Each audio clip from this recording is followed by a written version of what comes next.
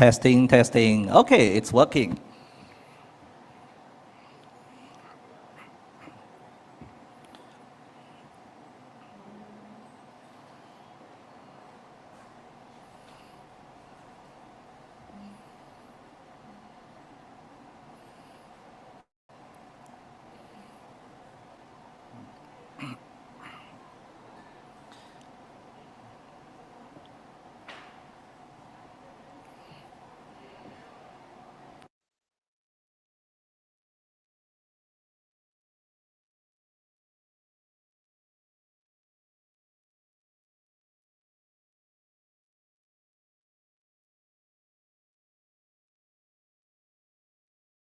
Okay, I guess it's time to start. So everyone, please take a seat.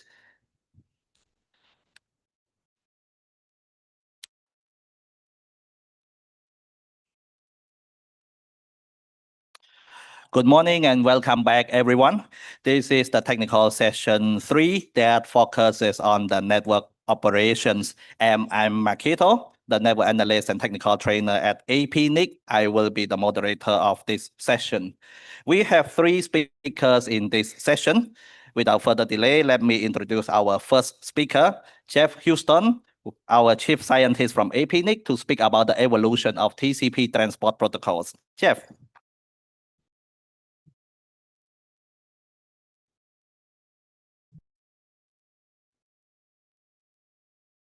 So, hi, Jeff Houston, APNIC.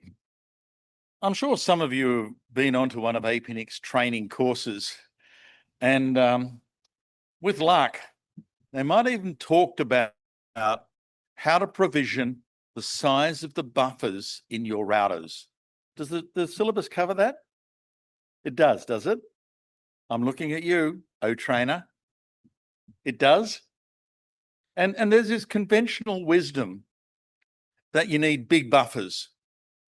You need buffers to be the size of the bandwidth delay product of the link it's driving. So if you've got a big link, a terabit per second, and it's driving across a submarine cable across between continents, 50 milliseconds of delay, 100 milliseconds round trip time, then you need an awfully big buffer. Awfully big, 100 gigabits of the most expensive, highest speed memory you can possibly buy, because it's got to be really fast. Now, the real question is that good advice? Is that how to make transport protocols work?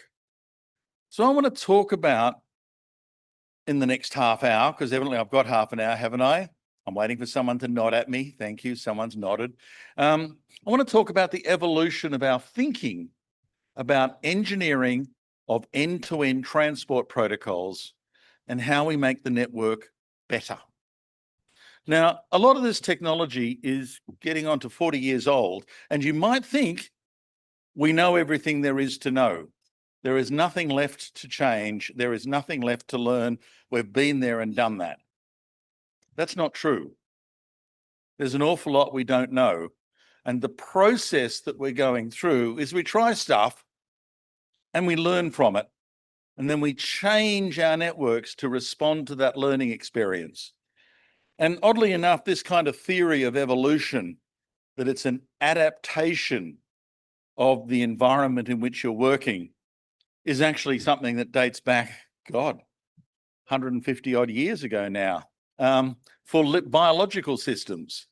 And it was actually Charles Darwin and Alfred Wallace who independently, in the mid-19th century, come up with this theory of the evolution of biological systems through natural selection. Highly controversial at the time. And it was sort of thought that it doesn't apply to engineering. It doesn't apply to technology. It's just a biological thing. I don't think so. Things change, and sometimes extraordinarily quickly. There's this thing called the TCP land speed record. And it was originally sponsored by the Americans in their internet program and then in Internet 2. And the trick was, if you connected up two systems that were some distance apart, New York to LA, good example, some distance apart, how fast could you make a data transfer work? And in the 1980s, you were considered to be going pretty damn quick if you could get a few thousand bits per second. In the 1990s, work from Dave Borman and Van Jacobson managed to push that up into the astonishing speed of 45 megabits per second, which was truly shattering. The whole idea that you could actually get long distance systems to go faster than a 10 meg Ethernet was pretty amazing, but didn't stop, because then we started looking at the long distance submarine systems, and there were folk like Peter Lothberg, who was in Sprint and Sweden at the same time, and managed to push this up to 2.5 gigabits per second. And in the 2010s, we kind of get up to 10 gigs a session for a single TCP session. In the 2020s, we've kind of got to 10 gigs a session for a single TCP session. It's actually not getting much faster. It's not. We seem to have hit some kind of a limit as to how far we can push these systems for a single session.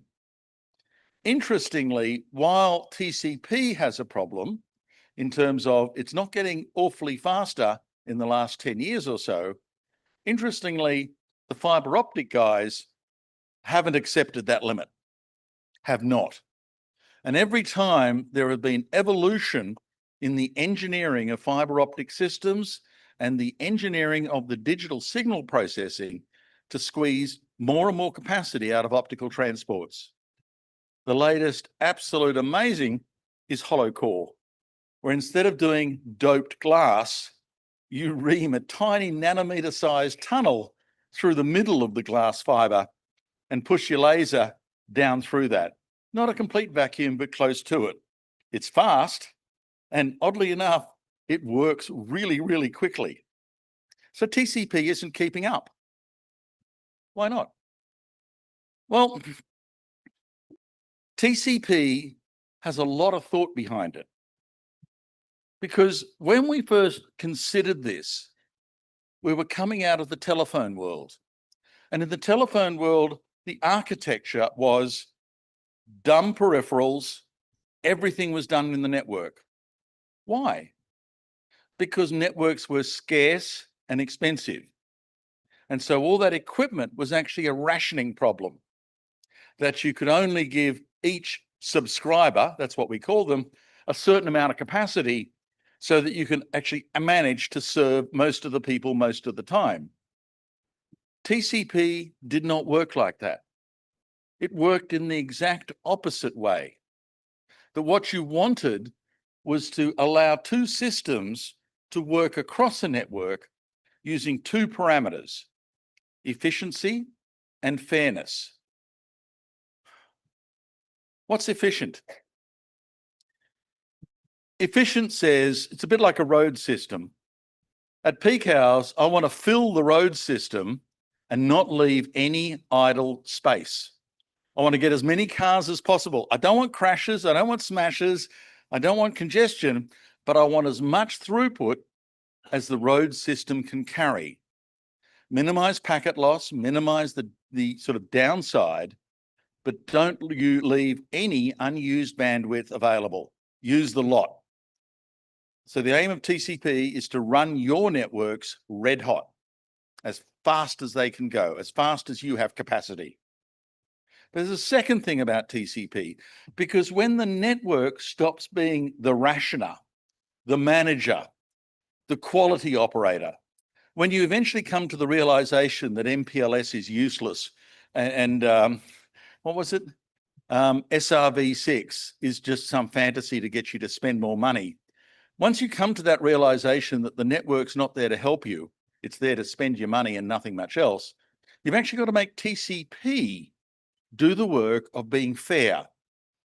So it's a bit like you want everyone to have as much of the elbow room to get room on the transmission as everyone else. If there are 3 sessions, you each get a third of the bandwidth. If there are 100 sessions, you each get 1/100th of the bandwidth. Don't take more than your fair share. And it's not that there's some umpire out there. Each TCP session has to behave fairly. So if you think of this, TCP is a flow control process. multiple fluid streams going through a single pipe. And what you want is for each stream to exert enough pressure on all the others to get its own fair share, but not too much pressure that it chokes anyone else. And that equilibrium is kind of the other fundamental goal of TCP. So how do you tailor a TCP algorithm? And this should have been covered in any course you might have done on network protocol. TCP is an ACK pacing protocol. Now, if you think about it as a long conveyor belt, I'm sending you packets, packet, packet, packet. And for every packet you get, you send me back an ACK. Now, interestingly, every ACK that I get back tells me a packet has left the network. So if I keep on sending at the same speed as I get ACKs, I will maintain a constant pressure on the network. Too fast or too slow, I don't know, but as long as I'm sending for every ACK, I'm maintaining constant pressure. And then the real argument, or at least the real heart of TCP, is how do you change that algorithm to send slightly more than one packet per ACK, or slightly less, to adjust your own speed? Because without some other bit of feedback, you don't know what the right speed is. So TCP uses rate adaptation. And that's a bit like driving blind. Yeah, it's scary, I know. You have no idea what's in front of you, but crashing is bad. But what you do, if you don't know what you're doing behind a car and you're driving blind, is you keep on going faster and faster and faster until you crash. Whoops. At that point, you know you were driving too fast. Back off and try again. And that's what TCP is in terms of rate adaptation. Keep on exerting more and more pressure into the network until you get a signal that you're putting too much pressure in. Back off and try it again. So you get this sort of classic thing, which actually very few people run today, TCP Reno. It was the original sort of common TCP, where you measure the round trip time, 20 milliseconds, 1 millisecond, it doesn't matter, whatever it is. How long does it take for a packet to get to you and an ACK to get to me? Now, when I want to increase my pressure, for every round trip time interval, I send an extra packet. So now I've got this constant stream of data, and every round trip time interval, I add one more into the mix. So I'm gently putting pressure on the network. At some point, what will happen? There's not enough space. I've kind of filled the wire. Then what happens? Well, then I fill the queues, because every single router has some queues. And as I put more and more pressure, the queues start to fill, but I'm still sending more and more. So what happens? At some point, a packet gets to the router and it says, the queue's full, buddy. I can't do anything with this packet. And because it's a datagram network, the router's quite able to drop the packet on the floor.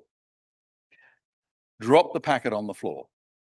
Now, what happens to the ACK stream? Well, only one packet's been dropped.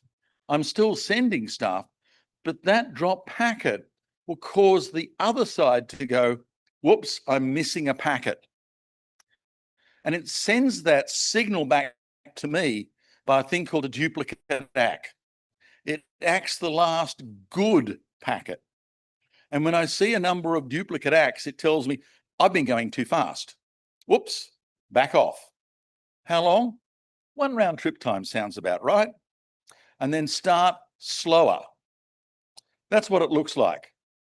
You must have seen this if you've done any course about TCP. If this is a surprise, oh my God, I'm not sure where to go from here. This should be standard stuff, that shoulder. So you build up your sending pressure more and more and more until the queue fills. At that point, eek, a packet, launches out of the system. You've dropped one. Back off for one round trip time. Now, if you've got the buffer dimension just right, when you stop sending for that round trip time, all of the buffers will drain. There won't be any idle wire, but the buffers will drain. And so when you resume sending, you know the wire is full, the queues are empty. And you can do it all over again. Gently increase the pressure because you've rate halved as well. So you start at half the pressure and keep going. So let's play with that model. Let's muck around with this. How do I play with it? Well, I can't change the TCP framing format. Those are cemented in place. But I can change the way as a sender I behave.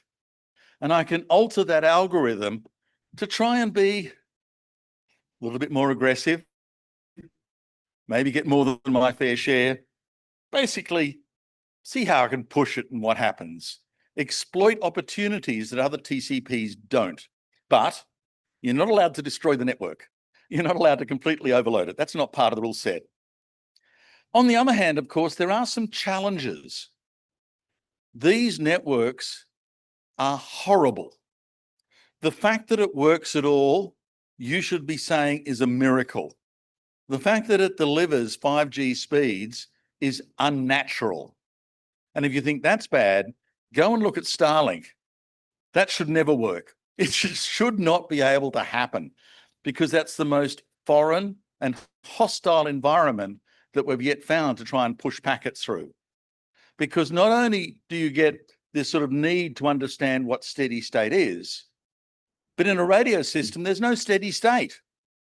If you move further away from a base station, if you walk behind a tree, in a LEO system, when the satellite's down there, and then the next one comes along, there's all kinds of factors that kind of go, yes, packets got lost, but it's not because you were sending too fast, it's because the carriage system failed. As well as that, you've got the problem of fiber's actually quite cheap. We do a lot of it. And if I've got a path from A to B that's full, and there's another path over beside it that isn't, why can't I use both paths at once? Why can't I multi-path? Why not? How do you change TCP to do that? And last and not least, about 90% of the traffic you will handle on any access network, 90% is video streaming.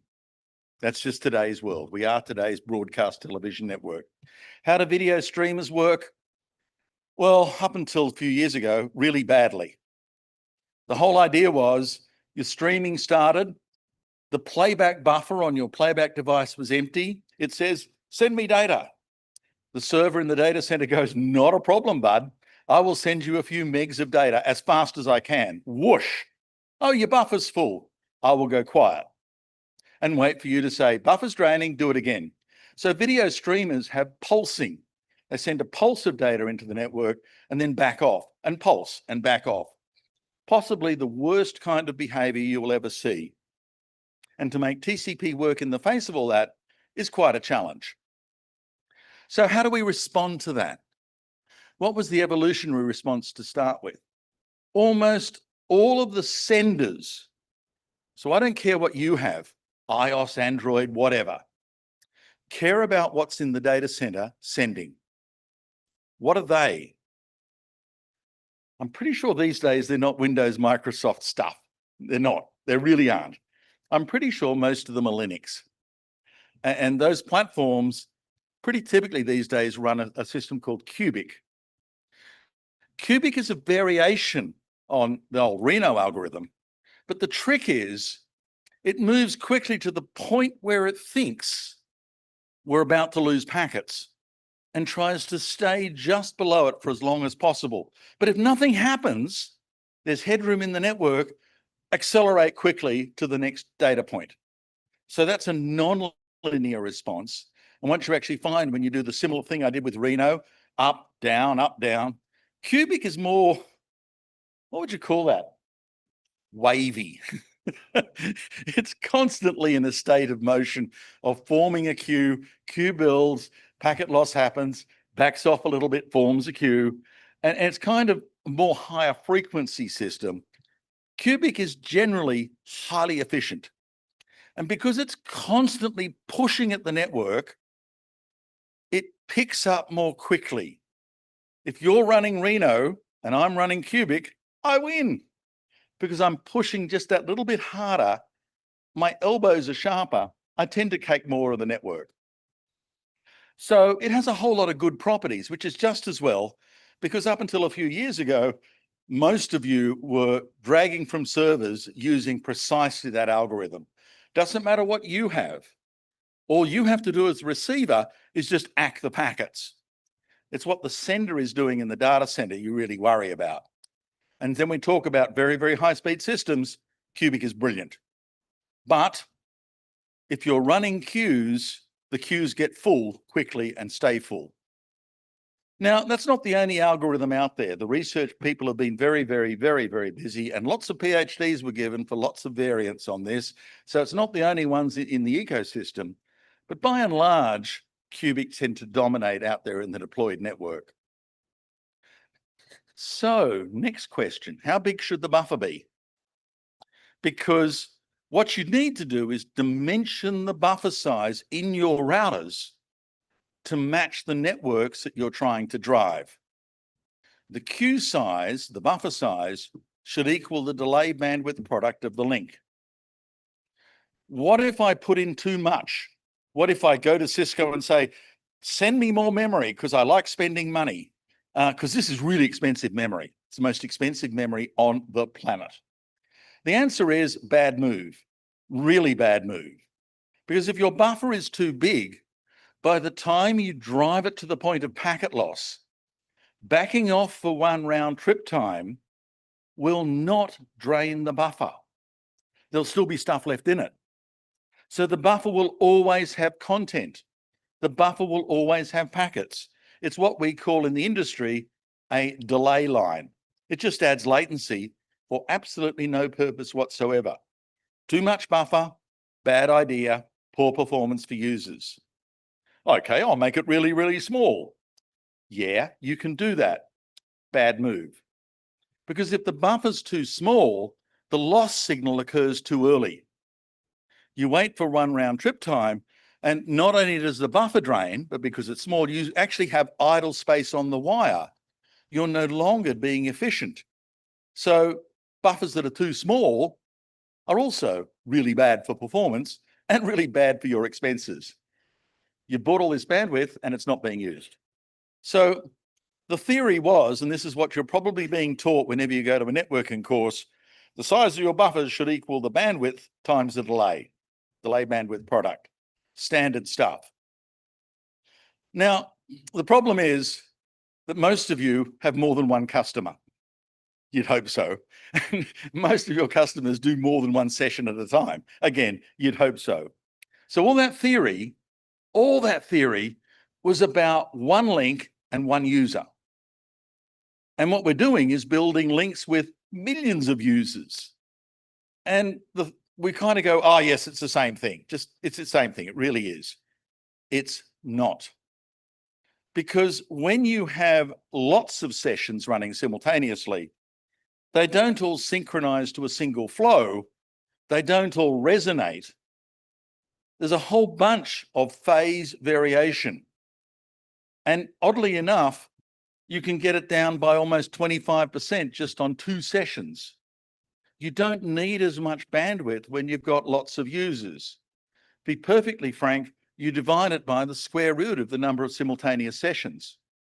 If you have 100 sessions running through your router, you only need 1/10 of the buffer size. So larger buffers are a problem. And then the next question is, okay, well, I have lots of users. How big should my buffer be? Well, how many sessions? Oh, that changes. At 3 o'clock in the morning, there are none. At 9 o'clock at night, there are lots.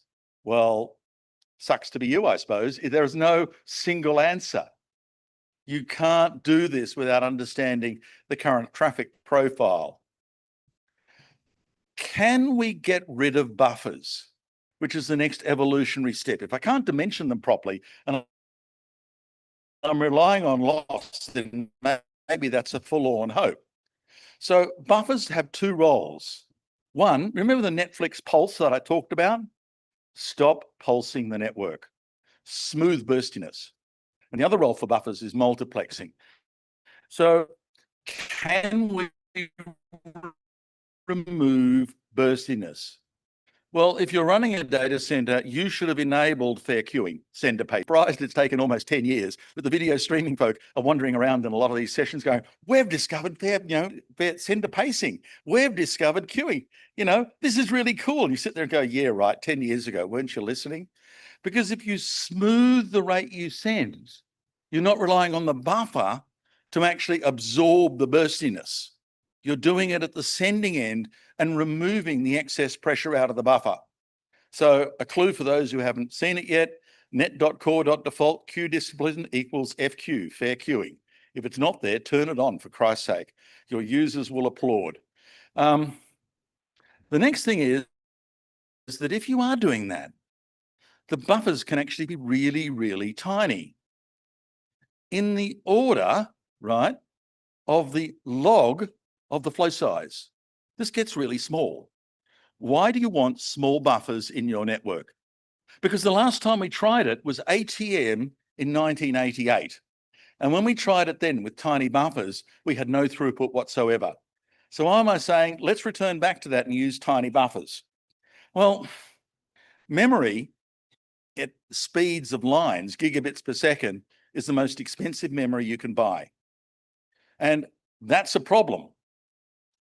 Also, huge amounts of memory can't be put on the chip. So you need to do it either off-board, slower, more expensive, or simply have less memory. What you can put on a chip is between 16 to 64 megs of memory, as well as a switching function.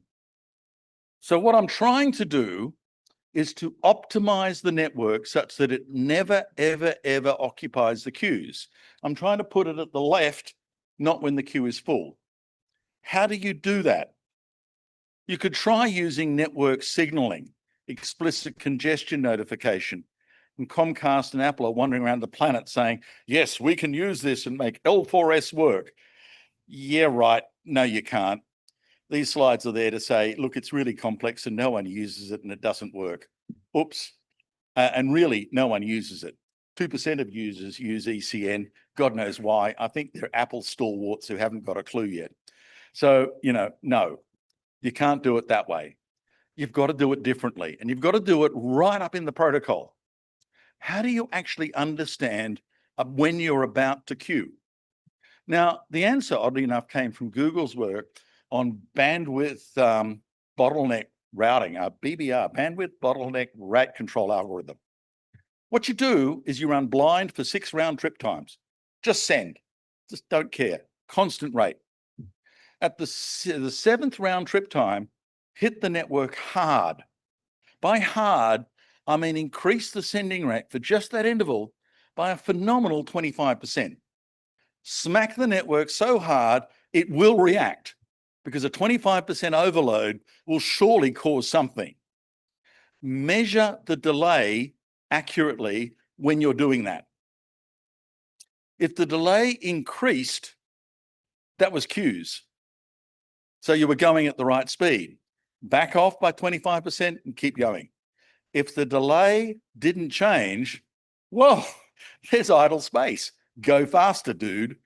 So what you actually see is an entirely different profile. It looks a bit like pulsing, but it's much smaller and more regular. Every, 1 RTT out of 8, you're going 25% faster, and the next one 25% slower. The bottom trace is the queue density. The queues get an impulse and rapidly drain. Impulse currently rapidly drain. And that behavior allows you to savagely optimize your sending rate really quickly. BBR really works. It really works.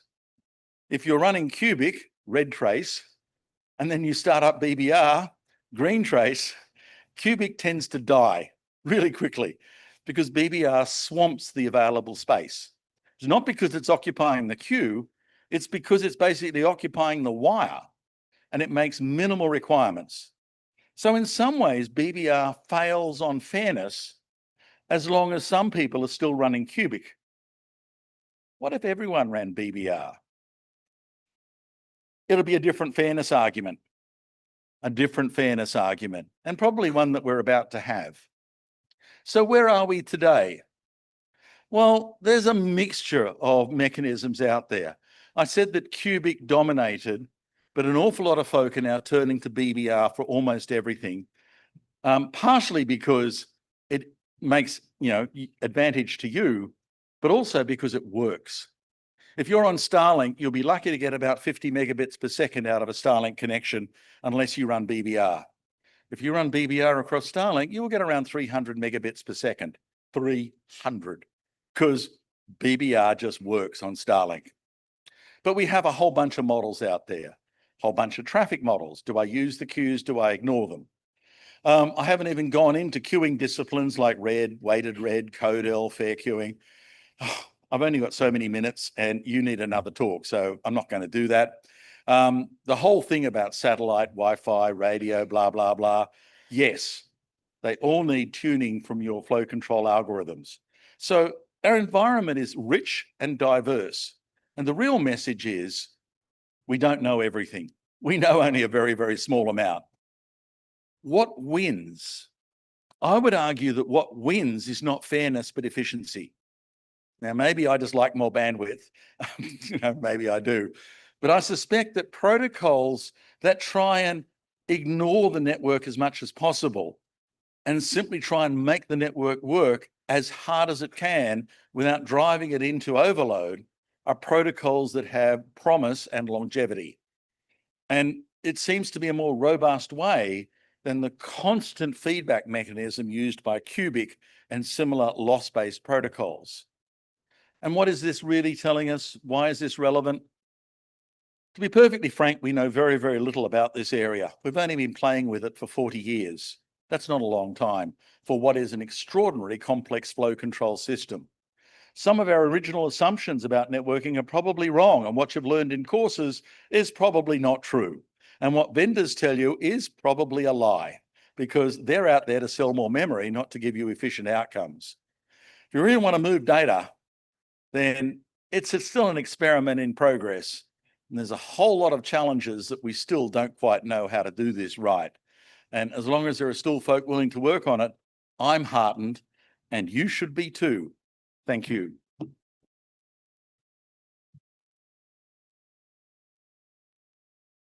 So is there any question for Jeff?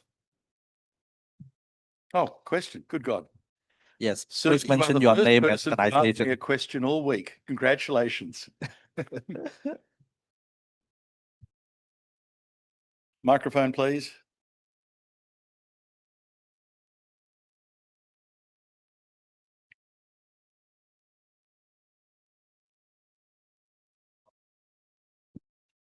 If I had a t-shirt to give you, I would. The first question ever. Hello, Mr. Houston. I am Rabbi. I'm a network administrator from Bangladesh and a EPNIC 60 fellow. I attended your technical session yesterday as well on regards to Quick. My question is, with the emergence of Quick and the benefits that it brings in terms of transport layer flexibility, encryption, and the performance, how long do you expect TCP to remain as the beating heart of the internet? Thank you. How long do I expect TCP to remain the beating heart? Don't forget that about 90% of the traffic you sell to users, if you're an ISP, is already video traffic. 90%. And if you really want to make the access networks work, then you've got to do protocol work across that, which is as efficient as you can make the access network fly. And so you are already seeing YouTube doing a combination of Quick and BBR. You're seeing Cloudflare doing a combination of Quick and BBR. Akamai went and bought a protocol, which is now closed and proprietary, called Fast. But, how does it compete with BBR? My guess is not so well. So what's going to happen? My guess is the encryption properties of Quick and the efficient buffer use of BBR are so seductively right that TCP itself is, the flow control algorithm will drift from cubic to BBR within a small number of years, as seen by the major content distribution networks feeding in. For the rest of the traffic, the other 10%, who cares? It's only 10%. It doesn't matter. Thank you. Any more question?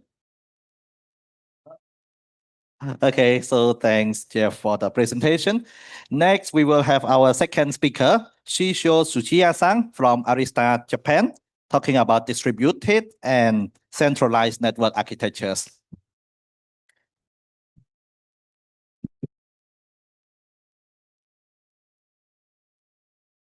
Thank you. My name is Shisho Tsuchiya. I'm a SA lead of Arista Network Japan. My presentation is centralized or distributed. I'd like to explain the routed architecture on this presentation. What is the router's role? I think routers mainly have three roles. One role, control plane, which means communication with neighbor nodes, and create a routing table for the entire network. And next is the forwarding plane. When the packet arrives, the header replaces the packet forwarding to the next hop according to the FIB. And management plane, management router itself updates the status information.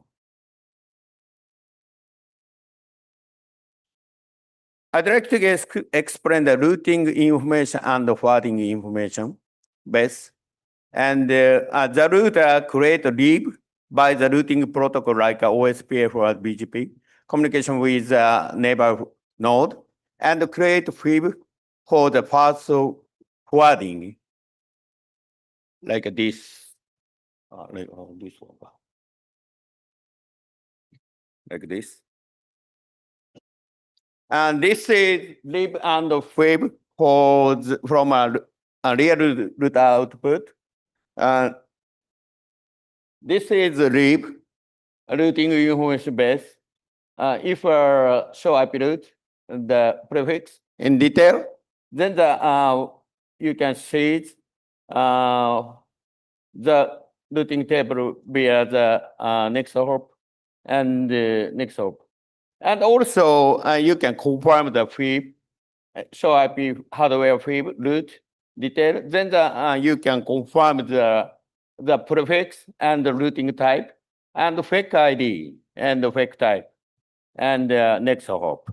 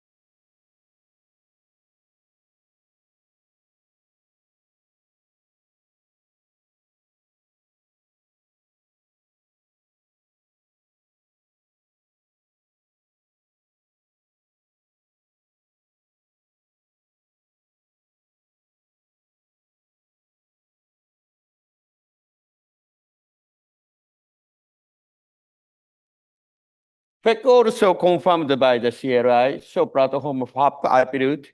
Then you can see the destination subnet and the command route and the destination and the output interface and the next hop header and the FEC index. And if we also confirm the FEC detail, so platform FEC index, then you can confirm the FEC entry is a component of the next hop forwarding information.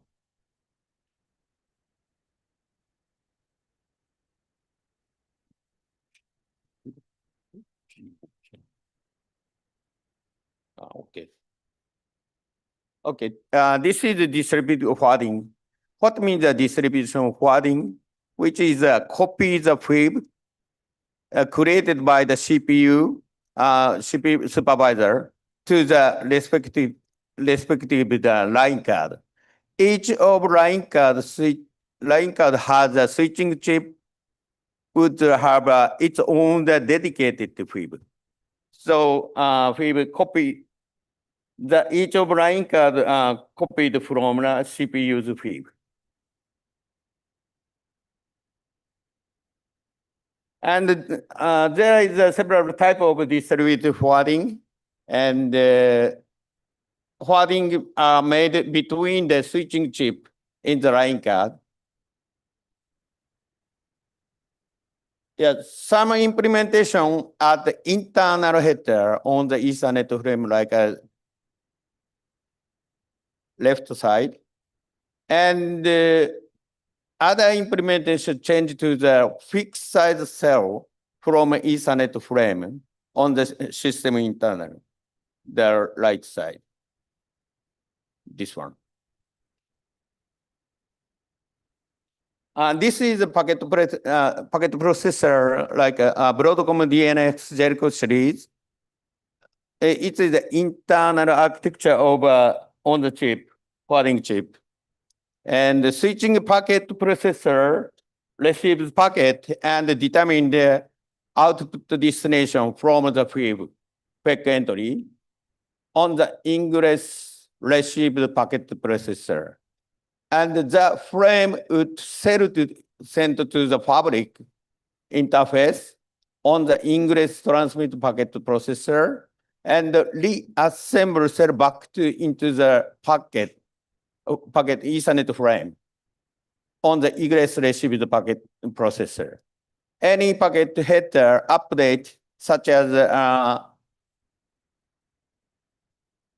updating next of destination mark .1Q and tunnel expression performance based on the packet header rewrite instruction passed from the input receive packet processor on the egress transmit packet processor.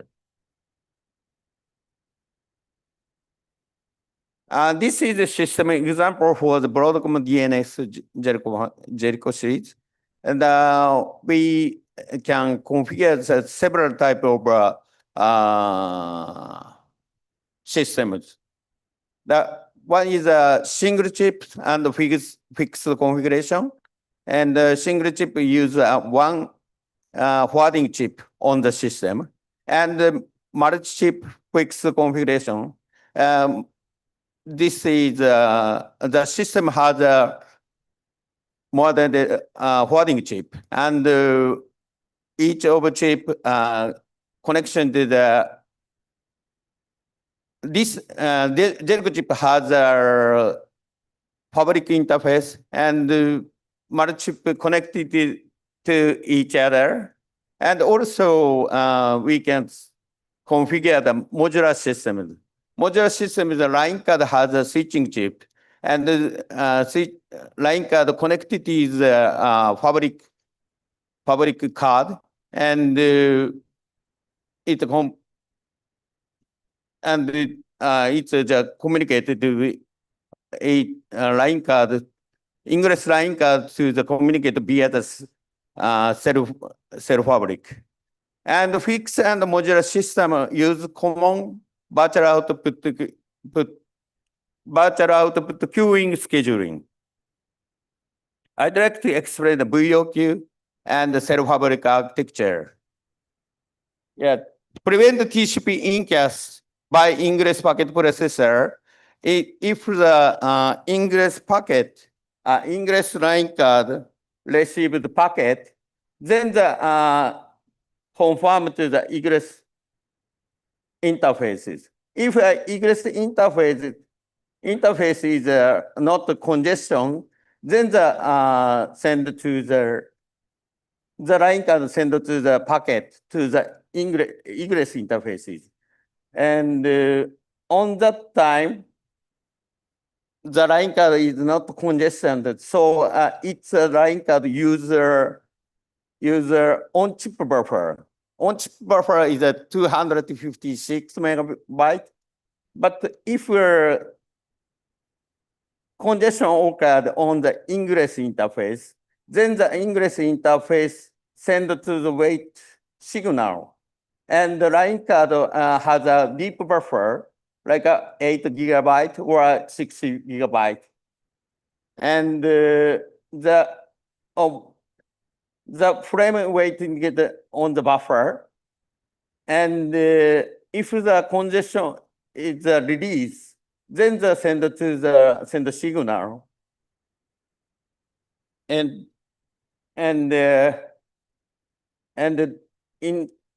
at that time, the line card Ethernet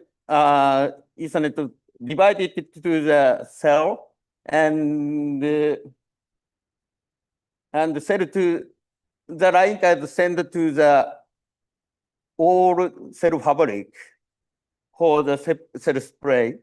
And after that, cell fabric to the send to the egress interfaces, and ingress interface processor in the reassemble to the cell to the Ethernet frame.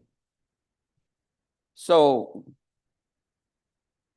deep buffer on the each of chipset, and the linear scale up by the line card install. Eliminate increase the egress over subscription. Virtual queuing of the buffer. We occupy the traffic class per output port. Eliminate single queued head-on line blocking. Enable where system-wide QoS. Traffic scheduling by the egress port only sent to the public if the TX is available. During the busy period held in the distributed virtual output queue. No congestion inside the fabric. It is a cell-based fabric, 100% efficient by the cell spray, no hash problem, isolated interface speed mismatch. I'd like to explain some control plane centralization. OpenFlow is a little bit legacy technology, and OpenFlow allows each switch to act like a line card, and the controller can perform OSPF for the BGP and other calculation. OpenFlow has three components. One is the controller, basically deployed on the x86 server. Cluster configuration possible with 2 units like a supervisor. And also a spine switch. It is act to the fabric backbone. Connection to the fabric only, no external connection. Each leaf can have a connection. And the leaf switch, point of fabric entry and exit. Responsible for the external connection, like a server, router, firewall, and the connection to the each spine required.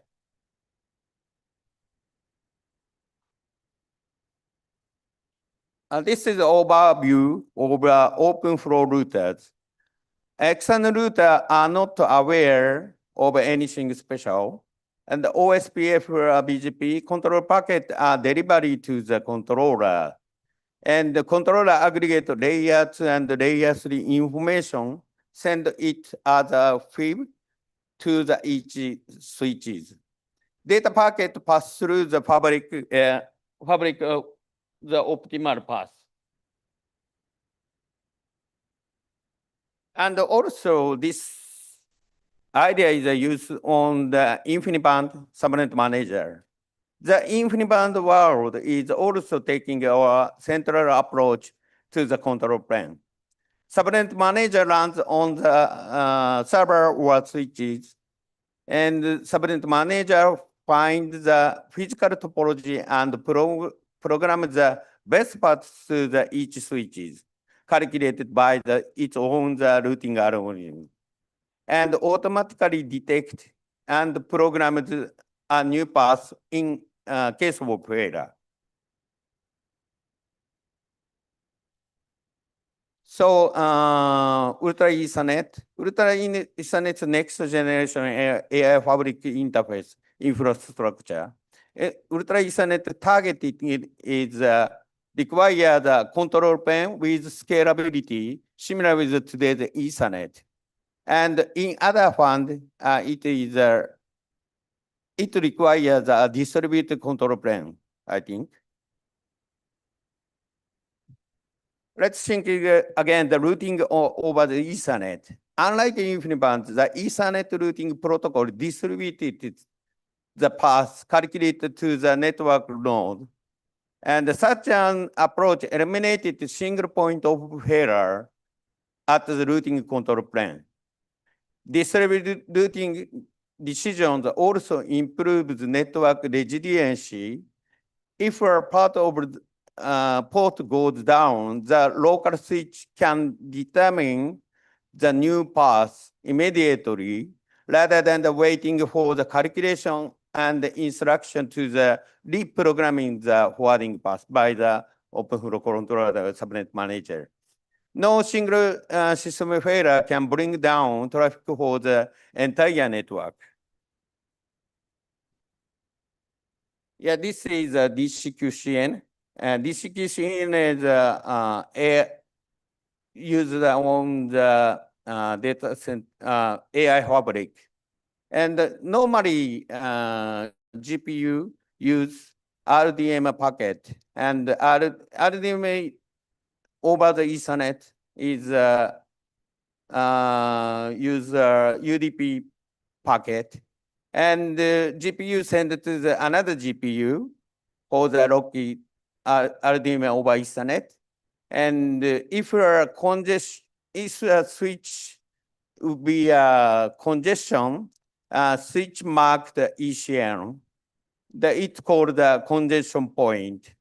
And the notification point, NIC over receive GPU that receive packet marked ECN and send to the CNP.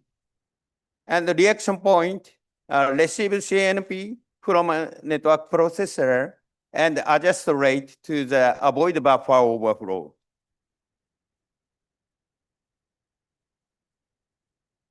AI Ethernet fabric architecture presented by the Broadcom, and the Ramon chip used on the for the fabric card. It's used for AI fabric spine boxes. Conventional switching chip Jericho are available in the leaf node. The architecture used in the modular system in now network-wide. If you are interested in this architecture and the presentation, then please check this YouTube. And also TIF Telecom Infrastructure Project, DDBR. DDBR means disaggregation distribution data backbone router. DDBR proposed by the TIF.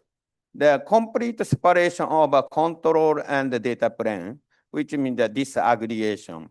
And centralized control plane and the distribution forwarding architecture, like OpenFlow. This is another idea. Distributed Etherlink switches. And this is similar with the Broadcom idea, but all this idea is running a leaf spine operation system runs independently. Only a scheduler works together like a modular system. From the point of view of the GPU or accelerator, it acts as a single unit. And it is similar with a modular system. Egress line card or egress node control the packet scheduling. This is my last slide. A summary: router has responsibility for the control plane and the data plane. I explained the distributed forwarding architecture and AI Ethernet fabric architecture, and described the centralized control plane and the distributed control plane. The operator sometimes require a single point of control for the management, but isn't mean the centralized control plane. In that case, telemetry or domain orchestrator would be welcome for the operation. My presentation ended. Thank you for your attention. Any question? Looks like no. So thanks, Tsuchiya-san, for your presentation. Coming up next, let me introduce Maria from CZ.Nic, who is the development team leader of the well-known routing software, but to talk about a new approach of minimalistic network simulation. Let's welcome Maria.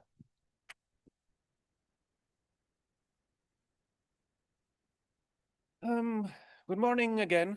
It looks like I've chosen such a dress color that I blend in with the background. So you may enjoy the look of my face and hands while the rest is completely blending in. Yeah. Well, so this is a talk again about teaching. In this case, it's about teaching in quite constrained environments. But yeah, let's start for those who haven't seen who I am. Well, now it wanted twice. No, this is the right way. Yeah, I'm working for CZ.Nic, which is a domain registry in Czechia. We are doing some TLDs and also doing some software development stuff, like, let's say, routing daemons and DNS resolver and so on. I am the team leader of the BERT internet routing daemon. So if there is anybody who still hasn't, who's using BERT and wanna speak to me, please catch me if you want. And also I am an IPv6 maximalist, which you have seen yesterday. And as you could see yesterday, I am a complaining expert, especially about IPv6. But now there is the fifth point, which doesn't look like, yeah. I am cooking at a camp for kids who are learning how to develop software. So there is a summer camp for young programmers. This is a real photo, no AI. These are real people. And I hope nobody can be identified from there, but they are far enough. Yeah, this is some Central Europe countryside. And we have some age limits, so everybody is pre-university. We take some time basically in the nature, but we still have a house where we reside, so we have electricity. We have some internet, and the kids basically know how to code. They don't know how to code efficiently. They don't know how to code well, or some of them actually do, because we have some contestants and IOI and so. So that's not like no names. We have also the representatives, but we have kind of not so beginners, but still beginners. And we spend quite some time actually teaching. There is a link if you want to see it, but it's only in Czech, so you would have to use Google Translate or something like that. So, well, I tried to teach routing at this camp, and I went into some problems. The problem is that if you try to explain BGP, it makes them sleep. It makes them sleep quite well. And when I tried it first time, it was only BGP BGP and OSPF, and so theoretically, and most of them fell asleep during the first 5 minutes because it was just too dense, too hard, too obnoxious. Nobody wants to learn BGP. So I wanted to try a different approach. Let's try some hands-on experience. But what I want to do is I want to try to set up some routing protocols, show what's going on the wire. I want to try it out. And the most crucial thing is I want the kids to have to have something to take home. If they want to try it once again, I want them to have something that they can run again. And they don't need my infrastructure to actually run it. And in the end, I want this to be affordable. Because it's still a non-profit organization. And even though the kids are paying something for that, because, well, the food must be prepared and somebody must pay for the accommodation, we still want to make it affordable. We don't have a server room there. We have a little Intel NUC, like this size, running all the operations on site, nothing else. So I was looking for a tool which could do all of this, and I failed. It looks like the credits are badly positioned, sorry. This is why I should not do my slides after 30 hours of not sleeping. But here you are, my search failed. Then I found out that we are actually having a tool inside BERT, and we've had it since 2015. So it's not so bad. Yes, this is another NetLab. This is not the NetLab you know. And there are like 5 NetLabs out in the wild. So this is one of the problems. This is the naming.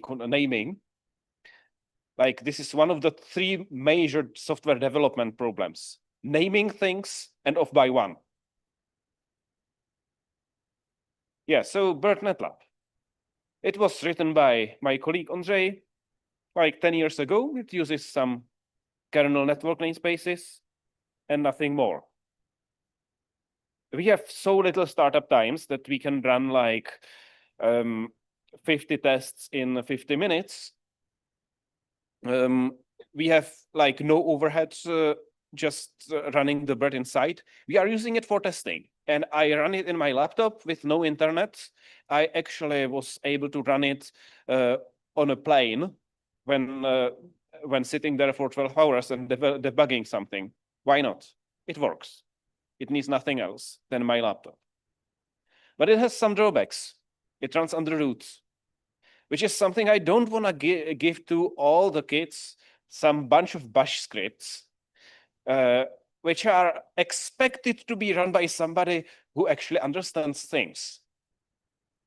It does no other isolation. So if you do something bad inside, you are affecting your whole system.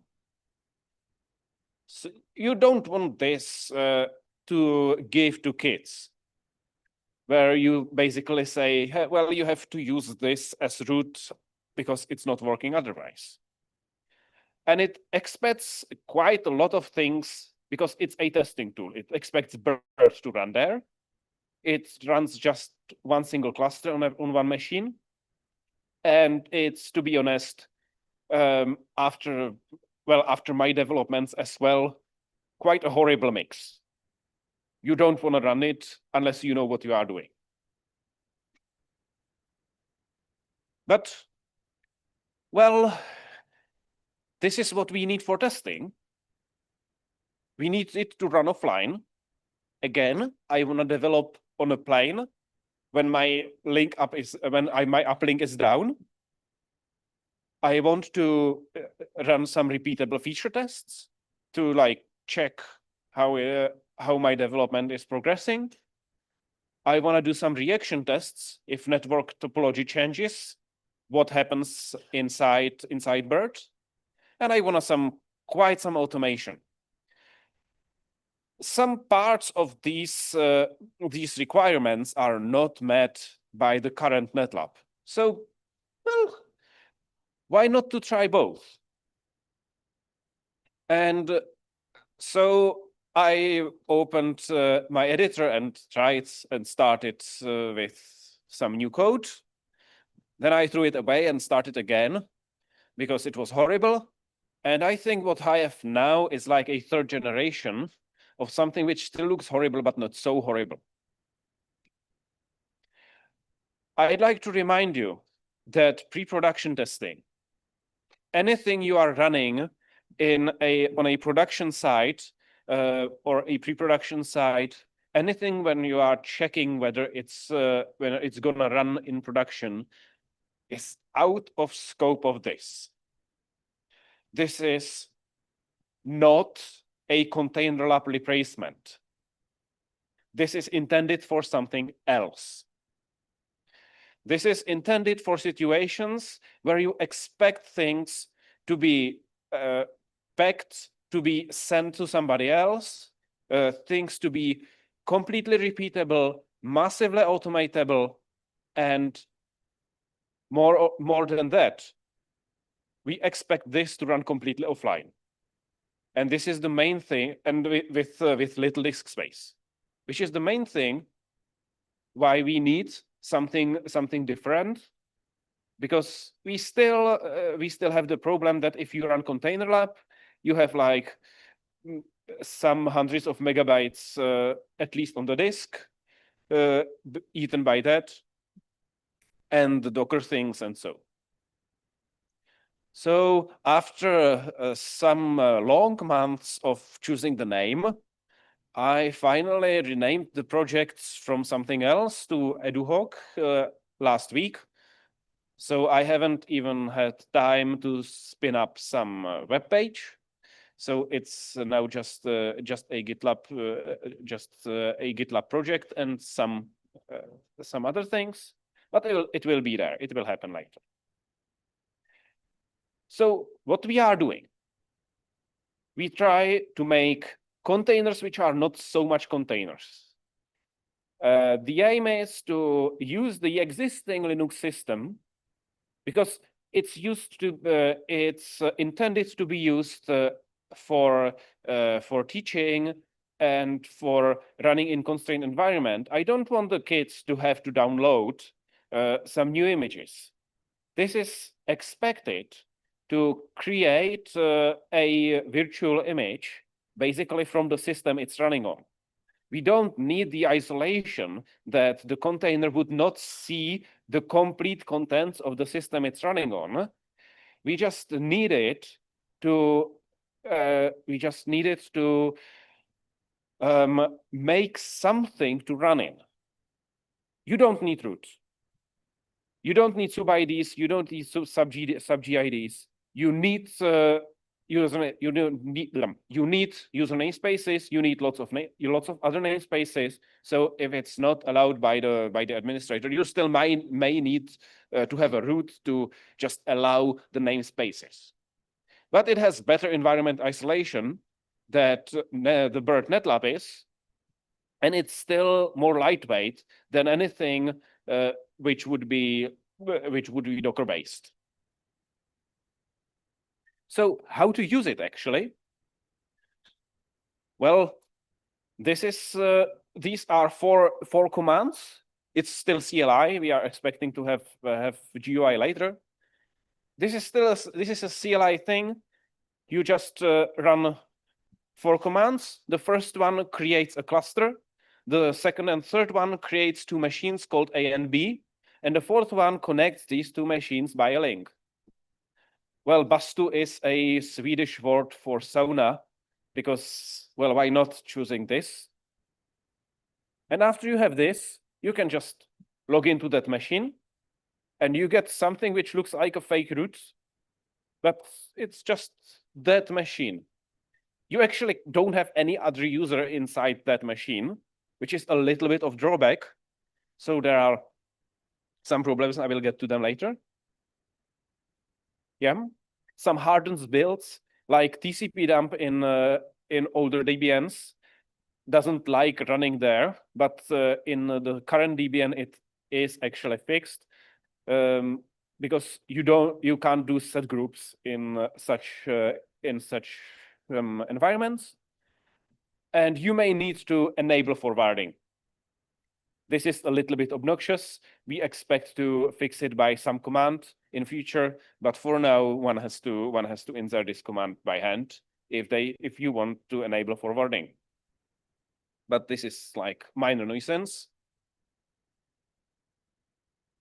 So this is what I tried when I was testing what it is capable of. And I said, well, let's do 200 looped machines with OSPF.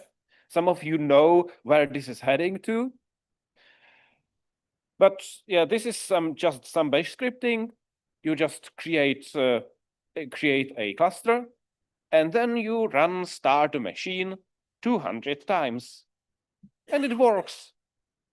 This runs for like a minute or two, and then you are done, and you have 200 machines. Well, then you need to prepare some configuration. So this is a common file, which is used for this. Just a configuration of BERT in this case, because it's the thing I am most familiar with an OSPF configuration. Then you have to copy that configuration to the right place. And this is actually, I'm looking at it, it's not the right thing you should do, and I'll explain it later. But this isn't not the right place to where to copy it. This includes a bug, but more on it later. This also creates a specific config file for every router. So now we have 200 configs. You have to start BERT, of course, on all the machines. You have to enable the forwarding, and you have to set up the networking. So you add local dummy interface if you need. You have to actually set the local. Is there a lock? It's lock up. It's okay. Yeah, you set. You need to set the interface up. You add some addresses, and yeah, there is sleep 0.3 because the shell command is not well done enough to actually wait until everything is done. But this is also something which should get fixed in future. Then you have to link all the machines together, of course. So now you have 200 links between 200 machines. And you have, well, there is actually no addresses. It's just setting these machines up. And as you could see, now we have some IPv6 routes, and they actually do exist. And this all, if you don't have to like write the commands yourself, this all takes like 10 minutes. If you are checking everything that you are doing it right and so on. So after not more than 10 minutes, you have set up a cluster. And it runs. And it shows you how the OSPF actually works. You can run TCP dump on this. You can showcase like everything. And there is even that middle, you can see that middle route. This is cropped, so obviously, these routes. You can see the middle route which gets ECMP. Yeah, so let's check reachability. And now we can find out that there is a hop limit.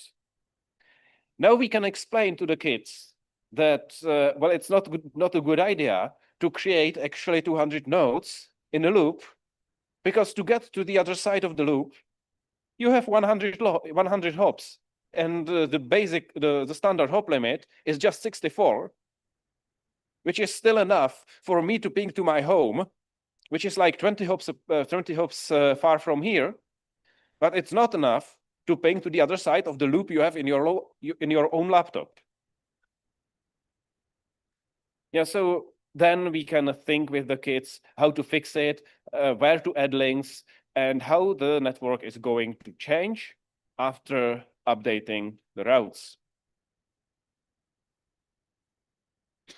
And then, this command also actually has a bug, because there is the eduhoc command missing at the beginning of both lines. You can connect two clusters together. This is something in quite a development, but let's say I have 20 kids in one room, every single kid has their own cluster on their laptop, and they are running their OSPF. And now let's simulate BGP. And how do we simulate BGP? Other than we create interlinks between my network and their network. And I teach them how to create the BGP sessions in the way one will experience most times that you are configuring only your part of the BGP. And now you have to meet the other person from the other side and debug with them what has actually gone wrong and whether it's your fault or their fault. So they can get into some argument here instead of when they get into the first job.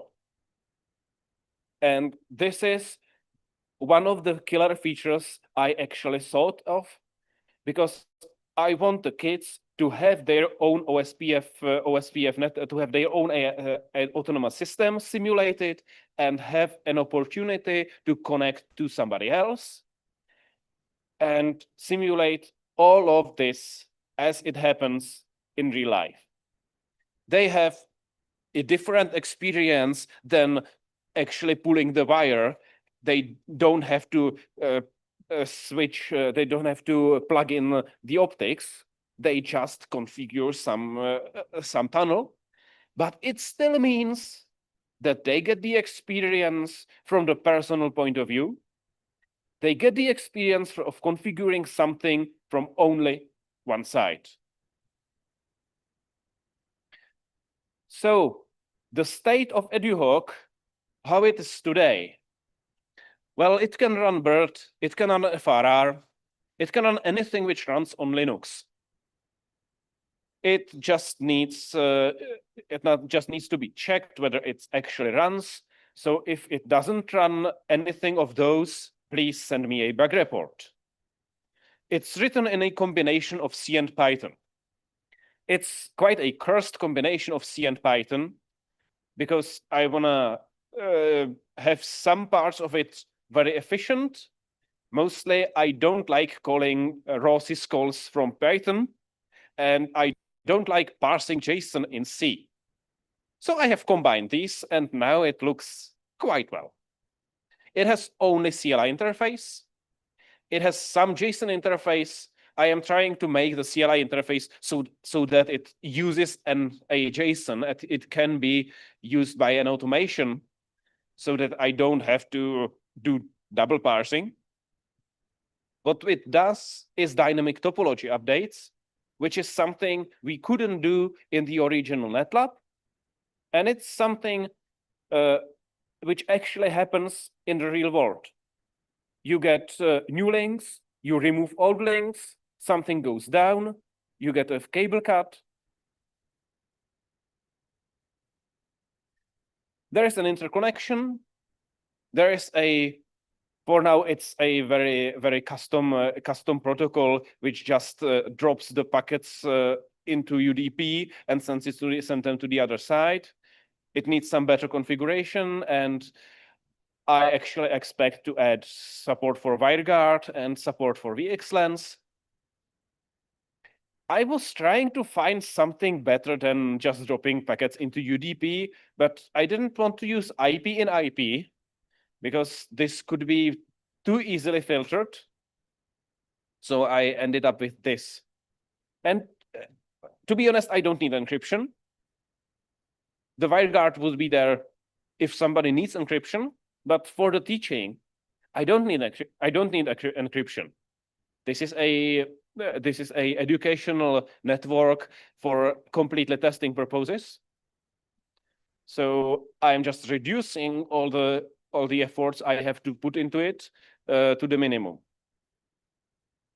There are some things to be fixed, like that thing I was copying config files somewhere. I should be copying them elsewhere, because you should actually not touch things under overlay FS on Linux when the overlay FS exists, which is what I actually solved by reading the docs.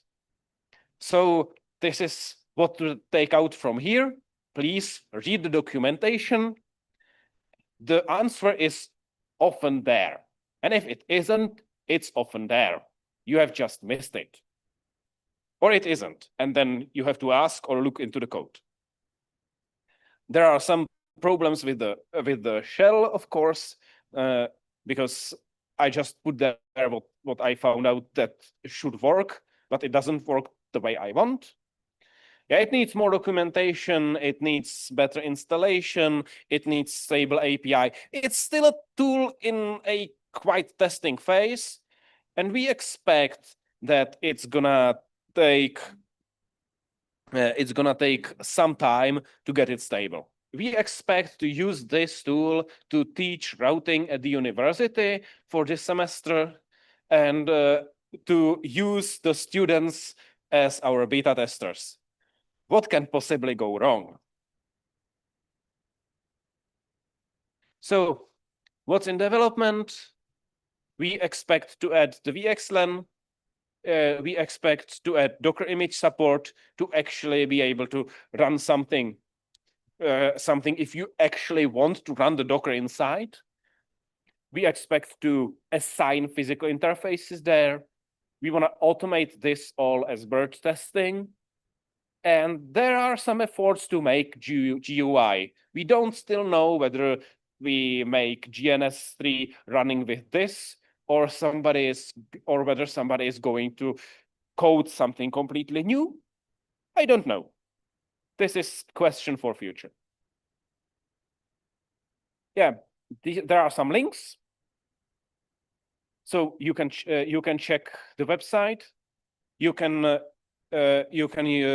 subscribe to the mailing list. Please note it's still under development. And if you find this useful and want to contribute, just catch me, drop me an email or whatever else. These are my contacts for change. So if you want this. And as always, that's all. Thank you. And if there is any question. Any question for Maria?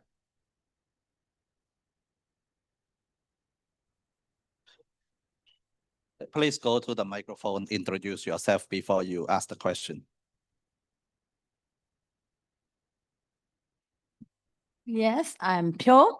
I'm interested to test your laptop. So how should I start but generally, how should I start to test but?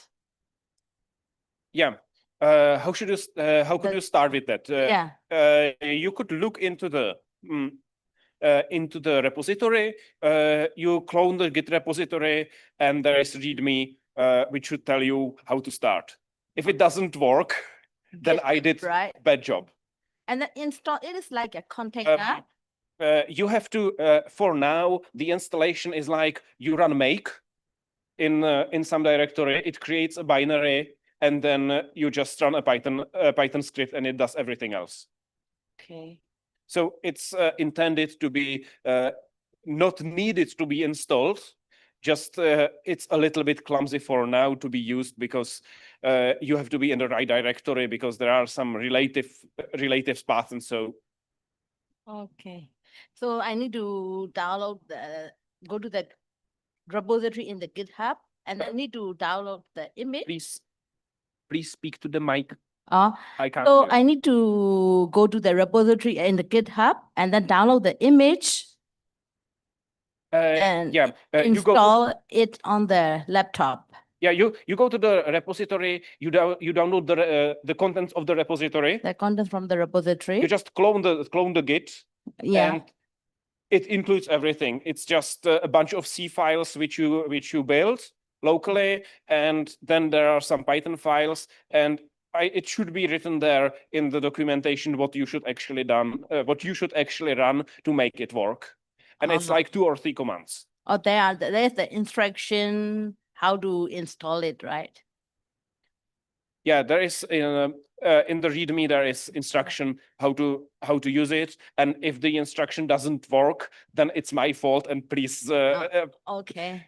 Please ask me for clarification. Is there any community or forum to discuss if there are some errors?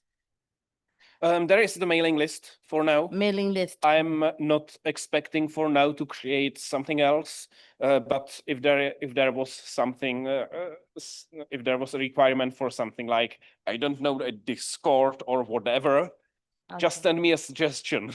Yeah, I want to test you first, and then I will be happy to know, and then I will follow your news. Thank you very much for your nice presentation. Thank you. Thank you. Yeah, we have the next question. This is Shuman from Bangladesh. This is very interesting and liked how it works. It's so easy to actually set up a large network simulated machine.